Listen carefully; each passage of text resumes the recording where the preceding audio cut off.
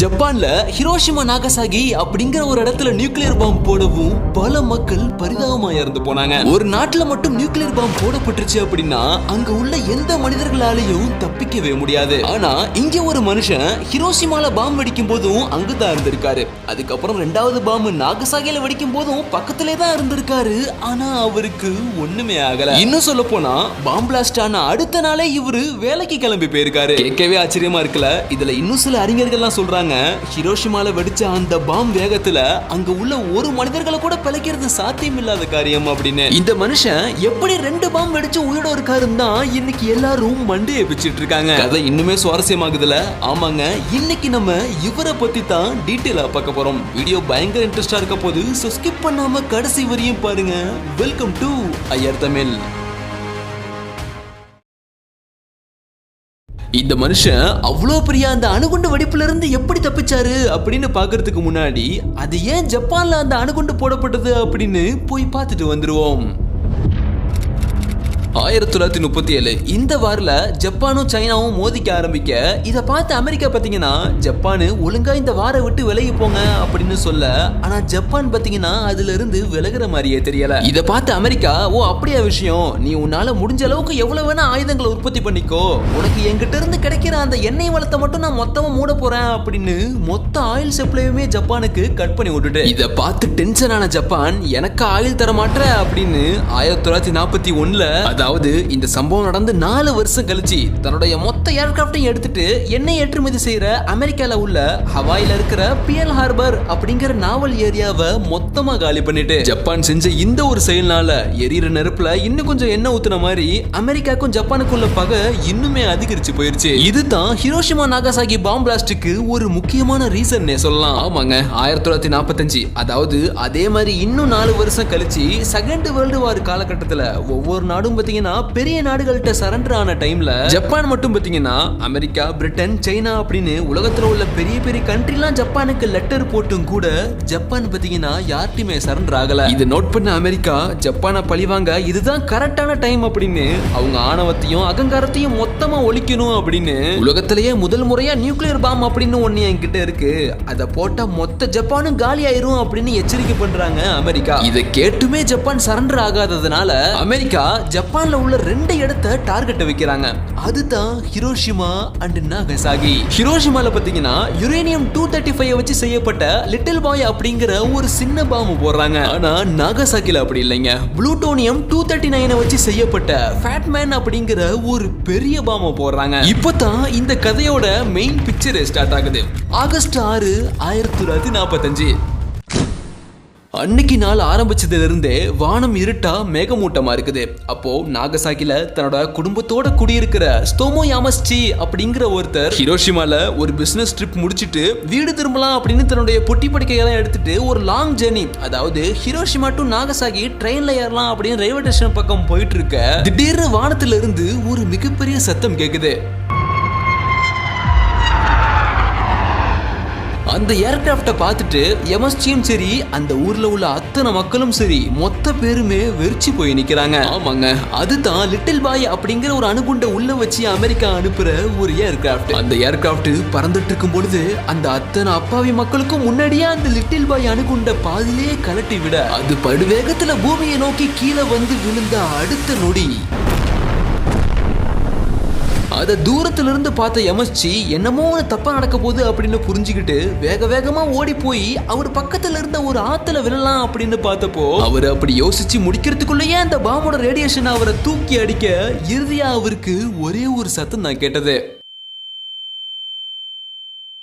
இதுல ஒரு நல்ல விஷயம் என்ன அப்படின்னா அவர் பறந்து போய் விழுந்ததுனால ஒரு தாழ்வான, அதாவது ஒரு குழியான ஒரு இடத்துக்குள்ள போய் விழுந்துட்டாரு. ஆமாங்க, ஸ்டோமோ யாமஸ்சி அப்படின்னு சொல்ல போற இவரு பல லட்சக்கணக்கான மக்கள் அந்த பிளாஸ்ட்ல கருகி இறந்து போன அந்த டைம்ல அதிர்ஷ்டவசமா முகம் 2 கையின்னு பெருத்த காயங்களோட தப்பிச்சு ஓடி போயிருப்பாரு ஹிரோஷிமா பாம்பு பிளாஸ்ட்ல. யாமஸ்சி இத பத்தி என்ன சொல்லியிருக்காருன்னா, அவரு அந்த குழியில இருந்து எந்திரிக்கும் பொழுது அவர் காது மொத்தமா செயலிழந்ததாகவும் வானத்துல ஒரு மிகப்பெரிய மஷ்ரூம் போல ஒரு புகை இருந்ததாகவும் அவர் குதிக்கலாம் நினைச்சாரே ஒரு ஆறு, அந்த ஆறு ஃபுல்லா பிணங்கள் ஓடி போனதாகவும் சொல்லியிருக்காரு எம்எஸ்ஜி. இந்த இப்படி ஒரு நிலைமையிலையும் அவர் தட்டு தடுமாறி ட்ரிப்புக்காக அவர் வந்து அந்த ஆபீஸுக்கு அங்க போனா ஒரு மிகப்பெரிய ட்விஸ்ட் காத்துட்டு இருக்கு. ஆமாங்க, எம்எஸ்ஜி எப்படி இந்த பாம் பிளாஸ்ட்ல இருந்து அதிர்ஷ்டவசமா தப்பிச்சாரோ அதே மாதிரி அந்த ஆபீஸ்லயும் 2 பேரு பெருத்த காயங்களோட அங்க தப்பிச்சிருந்திருக்காங்க. அதை பார்த்த எம்எஸ்ஜி அன்னைக்கு நாளையும் நைட்டையும் அவங்க கூடயே அங்கேயே கழிச்சு அடுத்த நாள் பக்கத்துல ஊர்ல இருந்த ஒரு ஹாஸ்பிட்டல்ல ஃபர்ஸ்ட் எய்டு பண்ணிக்கிட்டு அந்த ஊர்ல இருந்து நாகசாகிக்கு,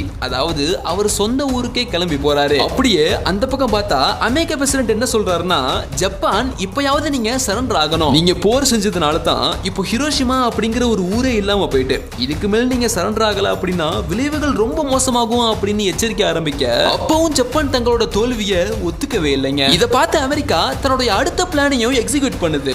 அதுதான் ஃபேட்மேன். ஆகஸ்ட் 9, 1945.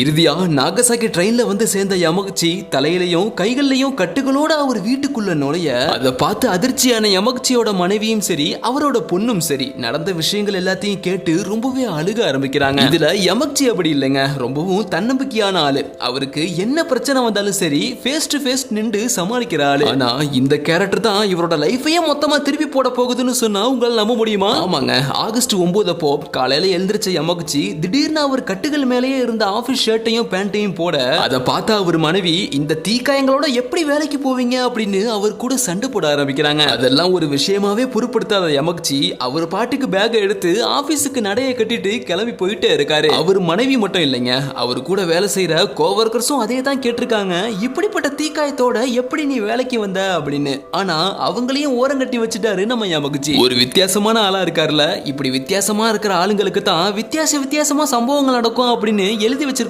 என்னவோ தெரியல. யமகுச்சிக்கும் மறுபடியும் அதே மாதிரி ஒரு சம்பவம் அன்னைக்கு நடக்க காத்துட்டு இருக்குன்னு பாவம் அவருக்கு தெரியல. ஆமாங்க, யமகுச்சிய அவர் மேனேஜ்மெண்ட் கூப்பிட்டு உனக்கு என்ன நடந்தது அப்படின்னு கேட்கவும் அவரு ஹிரோஷிமால நடந்த பாம் பிளாஸ்ட், அந்த பாம் பிளாஸ்ட்ல நான் எப்படி தப்பிச்சேன் அப்படின்னு எல்லாத்தையும் தெளிவா கூறவும் அதுக்கு அந்த மேனேஜர் நீ எங்கேயோ போய் விழுந்துட்டு யாருக்கிட்ட கதை விடுற, நம்புற மாதிரி வேற எதையாவது சொல்லியா நான் கேட்கிறேன் அப்படின்னு நம்ம யமகுச்சியை கலாச்சி விட்டுருவாரு. ஏன்னா அது 1945 கம்யூனிகேஷன் அப்படிங்கிற விஷயமே சுத்தமா இருக்காது. இதுல அந்த டைம்ல போர் வேற நடந்துட்டு இருந்ததுனால பக்கத்து ஊர்ல என்ன நடந்தது அப்படின்னு தெரிஞ்சுக்கவே 10 நாள் ஆகும். இதுல நம்மால வேற வேலை செய்யற இடத்துக்கு போய் நான் ஒரு 3 நாளைக்கு முன்னாடி ஒரு பெரிய பாம் பிளாஸ்ட்ல வெடிச்சிட்டேன், இப்போ அந்த ஊரே அழிஞ்சு போயிட்டு அப்படின்னு சொன்னா யாரால நம்ப முடியும்? ஆனா இவங்க இங்க பேசிக்கிட்டே இருக்கும்போது திடீர்னு ஹிரோஷிமால பிளாஸ்ட் ஆனதே ஒரு சவுண்டு, அது இப்போ மறுபடியும் திரும்ப கேட்க ஆரம்பிக்குது. ஜனங்கள்லாம் வானத்தை மறுபடியும் அதே மாதிரி அண்ணாந்து பாக்குறாங்க. ஆமாங்க, அமெரிக்கா ஹிரோஷிமால போட்ட லிட்டில் பாயை விட பல மடங்கு சக்தி வாய்ந்த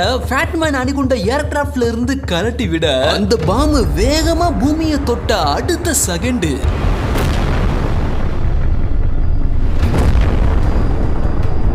இந்த சம்பவத்தை இது மாதிரியே ஏற்கனவே முன்னாடியே பார்த்து நம்ம யமகுச்சி வேக வேகமா போய் ஒரு பெஞ்சுக்கு கீழே ஒளிய அந்த நியூக்ளியர் பாம்பு அதுக்கு முன்னாடி இருந்த மொத்த நாகசாக்கியுமே தரமட்டமாக்கிட்டு ஒரே மக்களின் அலறல் சத்தமும் அழுகையும் கூக்குரலமா அந்த ஊரு முழுக்க கேட்க ஆரம்பிக்குது. அப்பாவி பொதுமக்கள், குழந்தைகள் அப்படின்னு பல லட்சம் மக்கள் அந்த இடத்துலயே பரிதாபமா இறந்து போய் கிடக்குறாங்க. ஆனா இதுல ஒரு ட்விஸ்ட் என்ன அப்படின்னா, அந்த பெஞ்சுக்கு கீழே ஒளிஞ்சிருந்த நம்ம யமகுச்சி இன்னும் சாகலைங்க. முன்ன இருந்த தீக்காயங்களை விட இன்னும் அதிகமா பல தீக்காயங்களோட அவர் உயிர் பிழைக்கவும் இதே ஊர்ல இருக்கிற தன் மனைவிக்கும் தன் குழந்தைக்கும் என்ன ஆச்சோ அப்படின்னு தெரியாம தட்டு தடுமாறி தான் வீட்டை நோக்கி போக ஆரம்பிக்கிறாரு. அவர் வீட்டுல போய் பார்த்தா அதிர்ஷ்டவசமா அவர் மனைவியும் சரி அவர் குழந்தையும் சரி சின்ன தீக்காயங்களோட பயந்து போய் ஒரு மூலையில உட்கார்ந்து இருக்காங்க. அந்த நொடி அந்த இடத்துல யமகுச்சி அவங்க கிட்ட போய் அவங்கள கட்டி பிடிச்சி அழ ஆரம்பிக்கிறாரு. ஆனா இங்க யமகுச்சிக்கு மட்டும் பாத்தீங்கன்னா தீக்காயம் கொஞ்சம் அதிகமா இருக்க ஹாஸ்பிட்டலுக்கு வெளியே போலாம் அப்படின்னு பார்த்தா ஹாஸ்பிட்டலும் இல்ல, ஆம்புலன்ஸும் இல்ல, இன்னும் சொல்ல போனா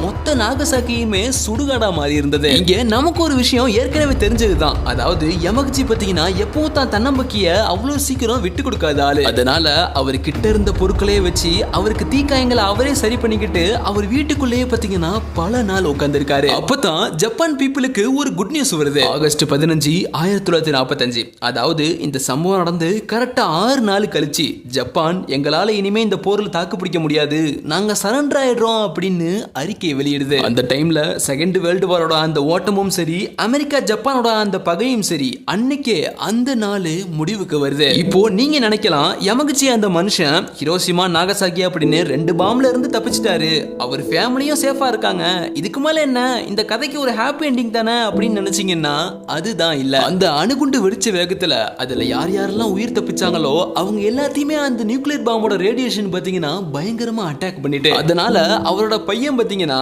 ரேடியேஷன் அட்டாக் பண்ணதுனால அவருக்கு ஒரு கேன்சர் வந்து 59 வயசுல இறந்து போறாரு. அதுக்கப்புறம் அவர் ஒய்ஃபும் பாத்தீங்கன்னா லிவர் கிட்னி ஃபெயிலியர் வந்து அவங்களும் இறந்து போறாங்க. கடைசியா தன்னோட தன்னம்பிக்கையை மட்டும் விட்டுறாம உடல் முழுக்க பாம் ரேடியேஷனோட போராடி தன்னோட 90 வயசு வரையும் வாழ்ந்து இறுதியா கேன்சர் காரணமா இறந்து போறாரு நம்ம யமகுச்சி. அது மட்டும் இல்லாம அமெரிக்கா அன்னைக்கு போட்ட பாம்னால ஹிரோஷிமா நாகசாகி இந்த 2 இடத்துலயுமே பிறக்கிற குழந்தைகள் பாத்தீங்கன்னா ரேடியேஷன்னால கிட்டத்தட்ட 80 வருஷத்தை தாண்டியும் இன்னைக்கு வரையுமே ஏதோ ஒரு குறைபாட்டோட தான் பிறக்கிறாங்க. ஒருவேளை ஜப்பான் அமெரிக்கா சொன்ன அப்பவே அன்னைக்கே சரண்டர் ஆயிருந்தாங்கன்னா அன்னைக்கு அத்தனை அப்பாவி மக்கள் இறந்து போயிருக்க மாட்டாங்க.